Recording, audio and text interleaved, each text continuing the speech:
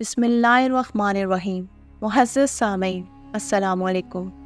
सामीन, आप सल्लल्लाहु अलैहि वसल्लम ने इरशाद फरमाया, बंदे मोमिन जब दुनिया से राब्ता तोड़कर आखिरत की तरफ मतवज्जा होता है, जब उसकी मौत का वक्त आता है तो सूरज की तरह चमकते दमकते सफ़ेद चेहरों वाले फरिश्ते जन्नत का खुशबूदार जन्नती कफन लेकर उसके पास आते हैं, हत्ता कि वो हद नज़र तक उसके सामने बैठ जाते हैं। फिर मलकुल मौत तशरीफ लाते हैं, हत्ता कि वो उसके सर के पास बैठ जाते हैं। सामीन, कुरान में मलकुल मौत का जिक्र आया है, सूरह सजदा के अंदर भी और हदीस में भी। अलबत्ता तौरात में इसका नाम इज़राइल भी आया है। सामीन, आपसे गुजारिश है कि आप हमारे चैनल इस्लामी गुलदस्ता को सब्सक्राइब करना मत भूलिएगा। सामीन, मौत के फरिश्ते को इज़राइल कहना भी जायज़ है। फिर मलकुल मौत तशरीफ लाते हैं और उसके सर के पास बैठकर कहते हैं, ऐ पाकीज़ा रूह, अल्लाह की मग़फ़िरत और उसकी रज़ामंदी की तरफ चल। और वो रूह ऐसे निकलती है जैसे मशकीज़े से पानी का कतरा।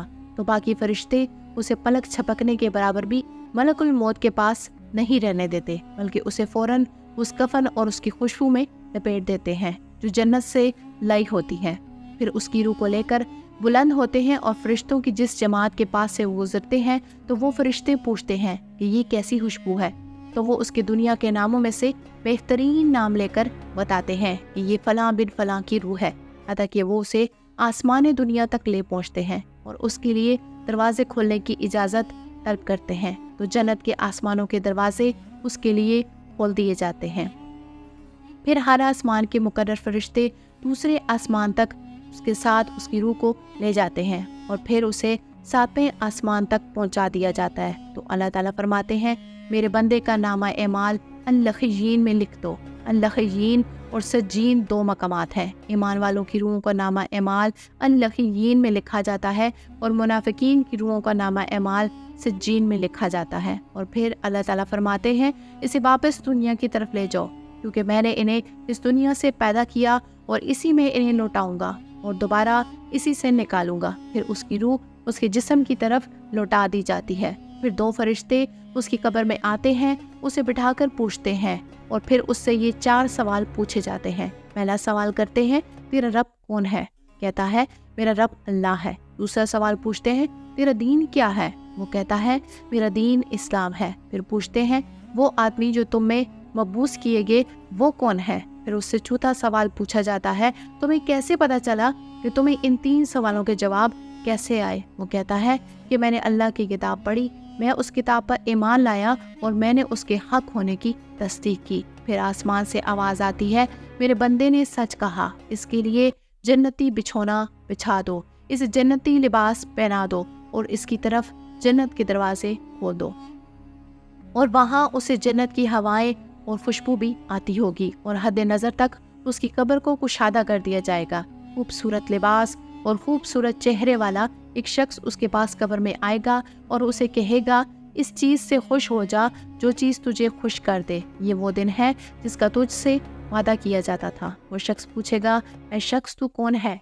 तेरा चेहरा भलाई लाने वाला चेहरा है। तो वो जवाब देगा, मैं तेरा अमले स्वालिह हूँ, यानी नेक एमाल खूबसूरत इंसान की शक्ल में उसकी कब्र में जाएंगे। तो फिर वो शख्स कहेगा, ए अल्लाह, ए मेरे रब, जल्दी कर, फौरन क़यामत कायम कर दे, अतः कि मैं अपने अहलो अयाल की तरफ चला जाऊं। और जब काफिर और मुजरिम शख्स इस दुनिया से जाता है तो आप सल्लल्लाहु अलैहि वसल्लम ने फरमाया कि स्याह चेहरों वाले फरिश्ते बालों से बने कंबल के साथ आसमान से नाजिल होते हैं और हद नज़र फासले तक उसके सामने बैठ जाते हैं। फिर मलकुल मौत का फरिश्ता आता है, अदा कि उसके सर के पास बैठ जाता है और कहता है कि ए खबीस रूह, अल्लाह की नाराज़गी की तरफ चल।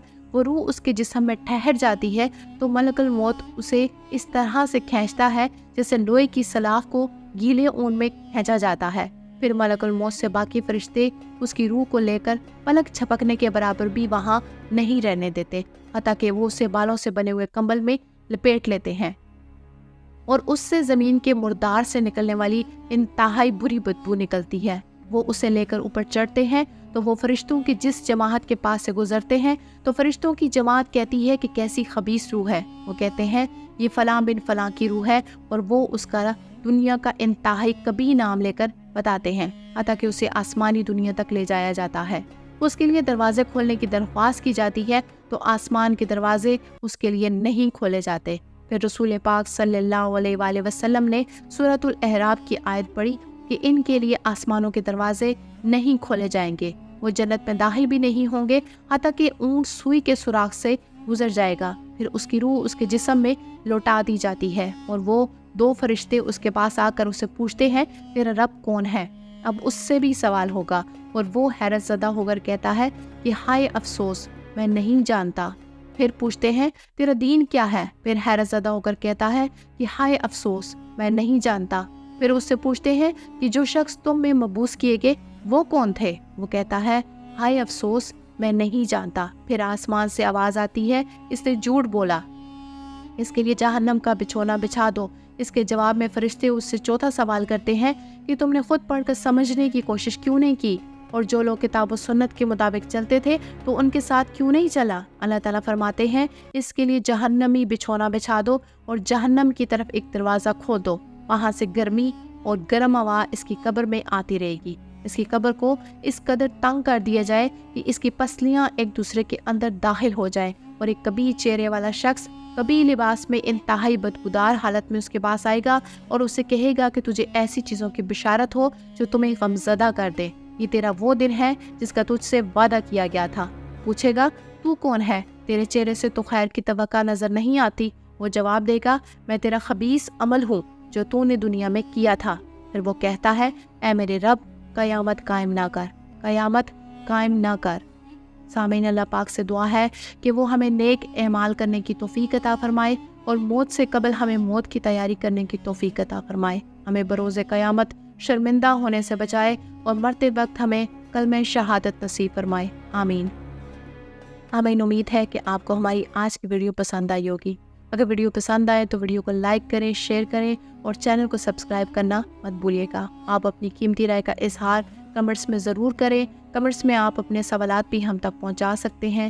اللہ تعالیٰ آپ کو اپنے حفظ و امان میں رکھے، آمین یا رب العالمین۔